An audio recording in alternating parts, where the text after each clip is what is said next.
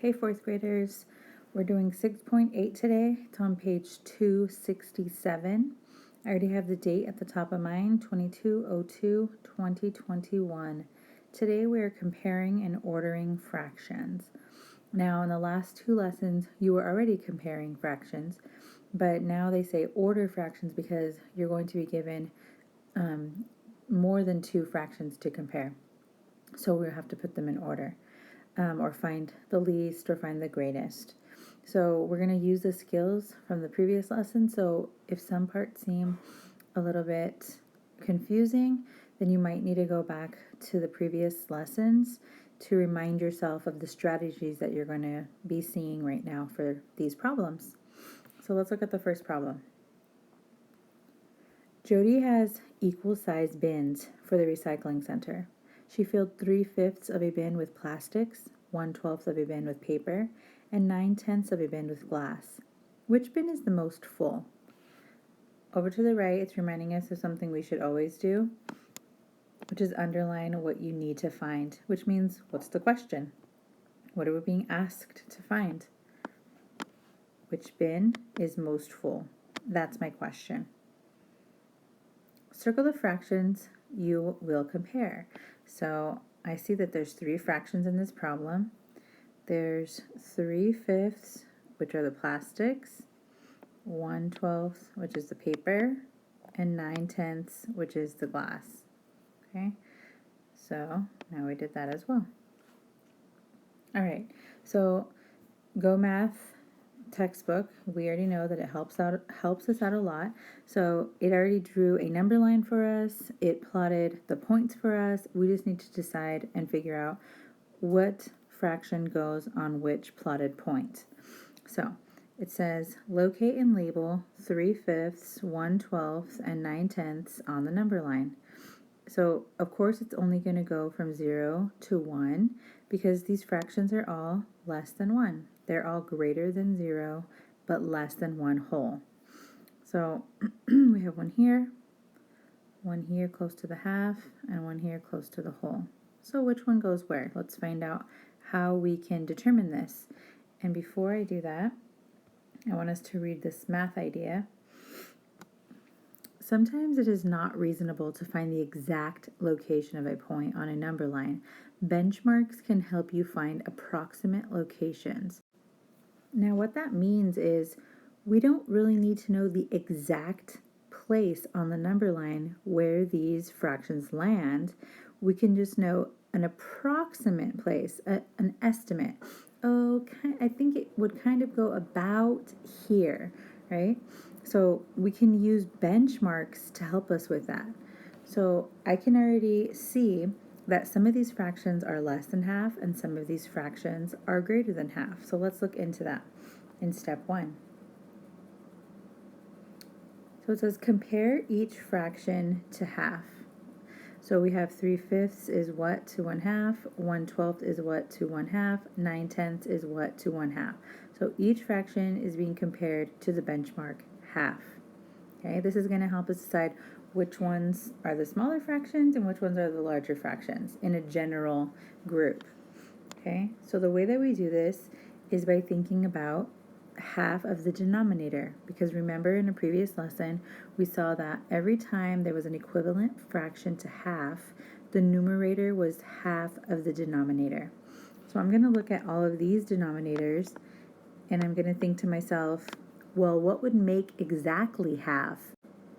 Then I can compare the numerator in the actual fraction from the problem to what makes half, and then I would know, is that fraction less than half or greater than half? So let's look at that, for each of these. So we have 3/5. Okay, so I need to think to myself, what is half of 5, which is the denominator? Half of 5? This is tricky because 5 is an odd number, so it's going to look kind of funky. 2.5, because 2.5 is half of 5. Now you're not going to have to deal with fractions like this with decimals in 4th grade, or I don't think in elementary at all, I'm not sure, but this is just a good visual for us to see, well, what is exactly half? And now I can see, well, 3 is more than that. So 2.5 out of 5 is exactly half. Well, I see that this 3 is bigger than that. So that means that 3/5 is greater than half. Now we're going to do the same thing for 1/12. We have 1/12. Okay, I'm going to think to myself, if I have 12ths, what is the equivalent fraction to half? Well, I know that 6 is half of 12, so 6/12 equals 1/2. And I see that this 1 here is less than 6, so that means that 1/12 is less than half. And the last one is the 9/10. 9/10. Okay, I'm looking at the denominator again. Half of 10 is 5, so 5/10 is equal to half. And I see that this 9 in the numerator is greater than 5, so 9/10 is greater than half. Okay, and now they want us to sort them in these sentences. 2 of the fractions are greater than half, and 1 of them is less than half. So the fractions that are greater are 3/5 is greater, and 9/10 is greater. So 3/5 and 9/10, leaving only one that is less than half, which is 1/12. So now it's the directions say label 1/12 on the number line above, because now it knows after doing this work, we know which fraction is going to be less than half. There's only one that's here in the less than half side, right? Less than half goes to the left, and it's the 1/12. So I'm going to put 1/12 on that first blank on the number line. And now I have 2 left, 2 fractions that are greater, but which goes where?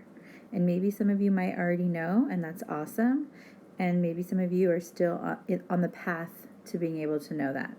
So let's find out. We're going to compare 3/5 and 9/10, and now we're going to use a different strategy. We already sorted them into less and greater than half in the first step, and now we're going to use the strategy of use a common denominator. So I'm going to zoom in on this side.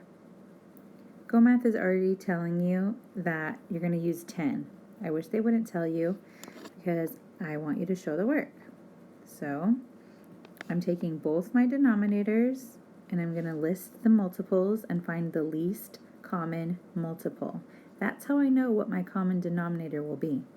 So I'm going to list them 5, 10. Wait a minute, do I have to keep going?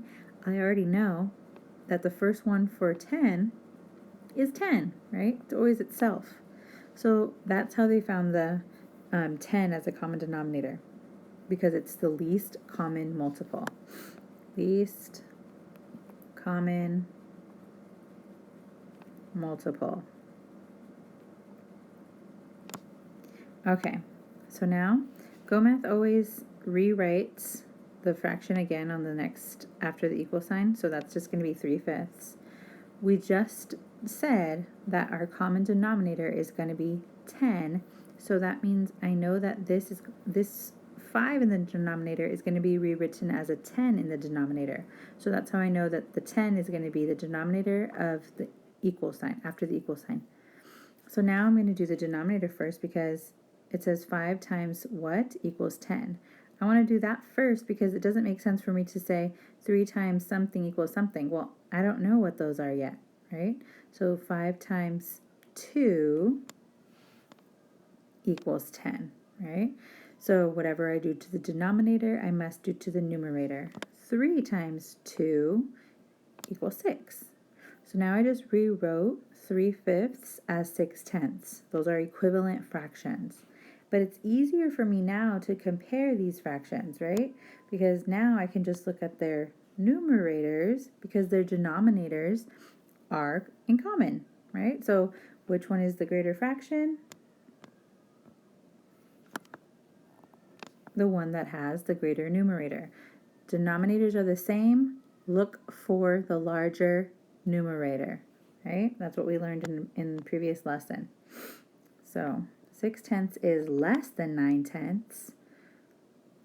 So now it's just rewriting it. Remember we wrote 6/10, but originally it was 3/5. So now just brought it back to its original form from the problem so that we can understand that means that 3/5 is less than 9/10. Okay?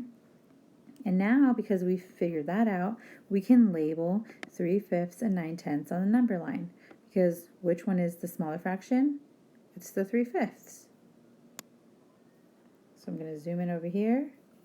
So 3/5 is going to go here, right there, close to the half.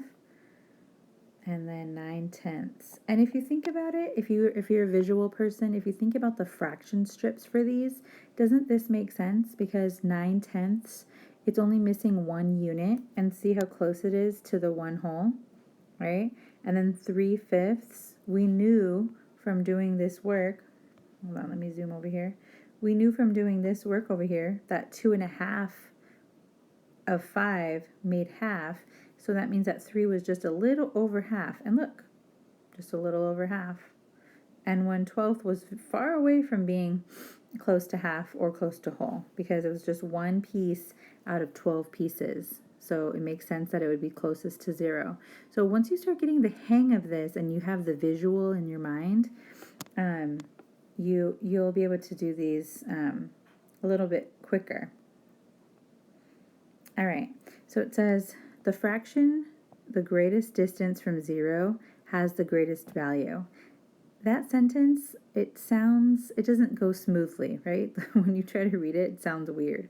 All this sentence is saying is that the fraction that is furthest away, whatever fraction is the furthest to the right of 0 is always going to be the greatest. That shouldn't be a surprise because that's true of any number line. Numbers furthest to the right are greater because the numbers just keep going up. Numbers to the left are smaller numbers, right? So that's just reminding you of that. The next line says the fraction with the greatest value. So which one is furthest from the 0? I'm going to go all the way. Which one's the furthest? And it's the 9/10. So 9/10 has the greatest value. So the bin with what is the most full? Well, we have to go back to the problem. Which one was the one that had 9/10? 9/10 of the bin was glass. So glass was the most full. Okay. Now the bottom says, compare the distance between 3/5 and 0 and the distance between 9/10 and 0. What can you conclude about the relationship between 3/5 and 9/10? Explain. So the distance between 3/5 here to 0 and 9/10 to 0. You should notice that this is a shorter distance than this, right? So let's all write the same answer there. Zoom in as much as I can. All right. So the distance, and I'm going to write BTWN for the word between. Remember that sometimes for notes it's okay to abbreviate words and write in shorthand, it's called. We just don't do that when we're writing answers for questions or an essay and things like that. It doesn't want to read my stylus. I think my iPad got kind of stuck for a second. Okay, so the distance between 3/5 and 0 is less than the distance. Oops, that was supposed to be an I. Sorry, guys. Guys and gals. The distance between 9/10 and 0. Therefore,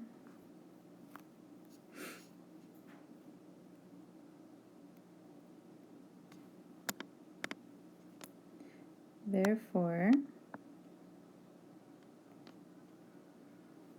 3/5 is less than 9/10. Okay? And that makes sense because it pretty much is what this answer is just going exactly back to this statement about whatever fraction is furthest to the right of 0 is going to be having the greatest value. And then the last thing on this page is math talk. It says, explain how you know you located 3/5 on the number line correctly. So what's another way we knew that 3/5 belonged there close to half, right? And I'm going to tell you how we knew, and then we're going to move on to the back example. So this is the answer that goes with the math talk. I just put a little arrow going up, and here it is. 3/5 is close to 3/6. So this is mathematical thinking. 3/6 was not in the problem anywhere. This is just using information that we know. If we know that 3/6 is half, then we can use this understanding to help us. So 3/5 is greater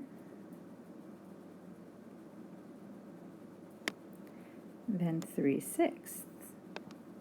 Because, I'm going to put BC for because, 3/5 size parts of a whole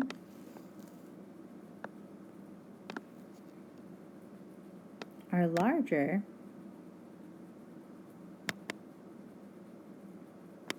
than 3/6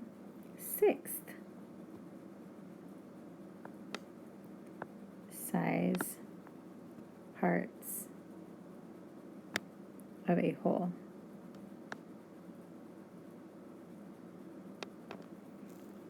So how that relates back to the number line is thinking to ourselves, well, if 3/6 is half, and I know that 3/5 is more than 3/6, then that means that 3/5 is going to be after the halfway mark, right? And it's just going to be a little bit past it.